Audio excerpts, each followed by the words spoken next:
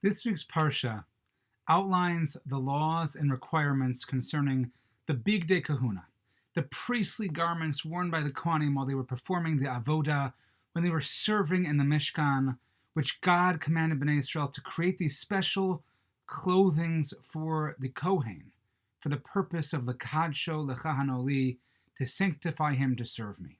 And the Gemara in Zvachim teaches us that each one of these Bigdei Kahuna, they atone for a very specific Aveira. In other words, they all had deeper symbolic meanings. For instance, the Ketonet atoned for murder, the Michnasayim for Gilui Arayos. And so it's fascinating that we find two very similar garments in the Bigdei Kahuna. You see, amongst the Bigdei Kahuna, we found two different sets of stones upon which the names of the 12 tribes are engraved. You see, on one of these sets was affixed to the shoulder straps of the ephod, the apron, where the Kohen would wear one stone on each shoulder.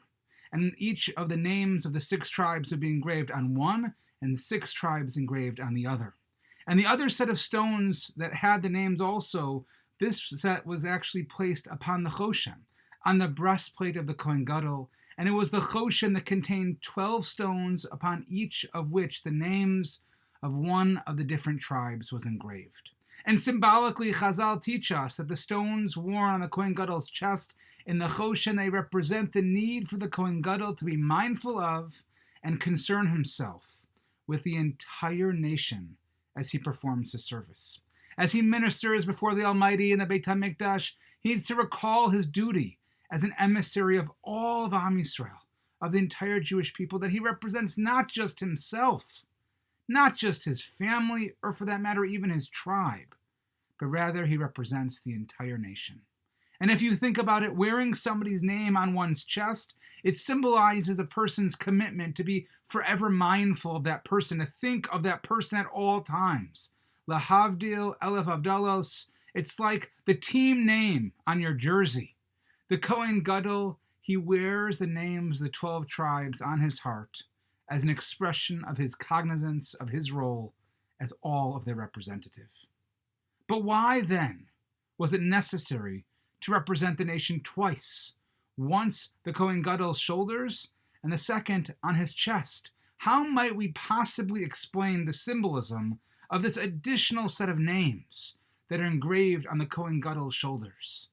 And so the Yalkut Yehuda suggests that the stones on the ephod, they symbolize the Kohen Gadol's responsibility to quote-unquote carry or even lift the people. Just as a person transporting a heavy burden carries it upon his shoulders, so is the Kohen, the spiritual leader of Am Yisrael, enjoined to shoulder the responsibility for the nation's religious growth. Even if this may entail a degree of personal sacrifice or discomfort of giving something up for others, he, the Kohen, bears the responsibility to lift the people and to bring them to even greater heights of Avodat Hashem, of helping them form a relationship with God.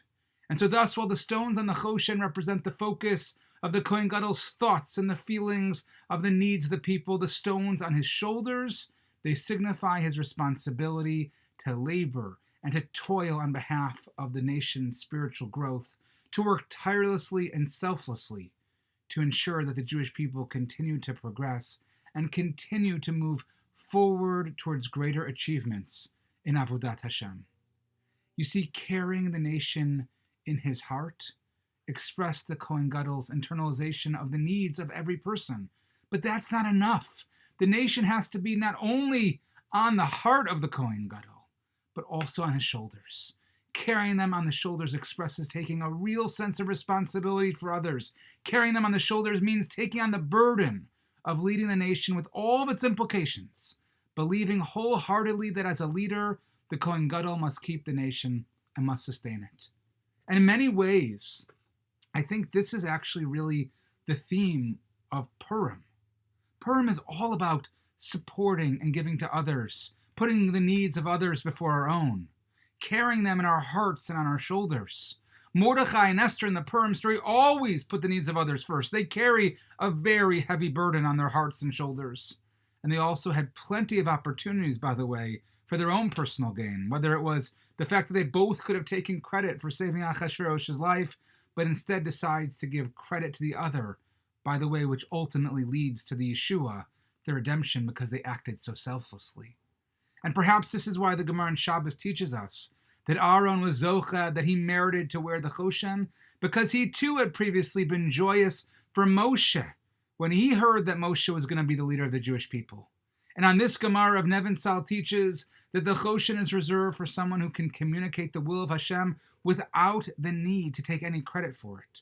Aaron was there simply to serve selflessly, and he showed that by being proud of his younger brother and thus earning the choshen. And as we now are celebrating Purim, let us be extra mindful of the many mitzvos that allow us to do exactly this, like Mishloach Manot and Matanot Levyonim.